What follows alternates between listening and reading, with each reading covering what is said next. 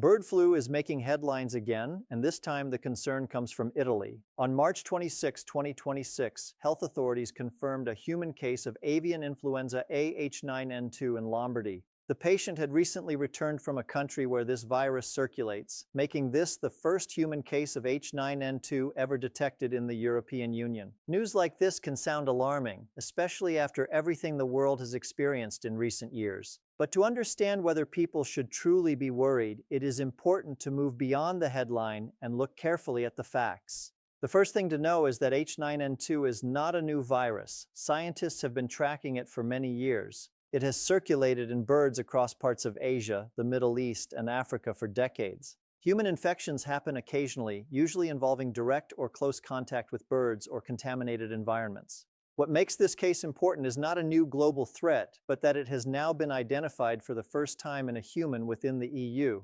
That detail is enough to justify attention, but certainly not panic. Crucially, there is no evidence of sustained human-to-human transmission with H9N2. This virus is still considered mainly bird-associated, not a virus that passes easily from one person to another. At this stage, health authorities say the risk to the general population remains very low. Scientists make risk judgments based on transmission patterns and known exposure routes, not headlines. In the Italian case, the infection appears to have been imported from a country where the virus was already present in poultry. The patient was isolated, and authorities quickly began epidemiological investigations and contact tracing. Those are signs that the surveillance system is working exactly as it should to protect us. While influenza viruses are always changing, human cases seen so far haven't shown patterns of community spread. So should you be worried in your daily life? For the average person, the answer is no. There is no sign that everyday activities have suddenly become risky, and no reason for dramatic lifestyle changes.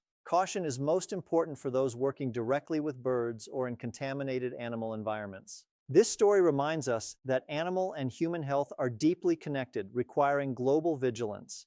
The best takeaway is to stay informed through credible sources, but remain calm. The risk remains very low. This is not a moment for fear, but for vigilance and trust in science.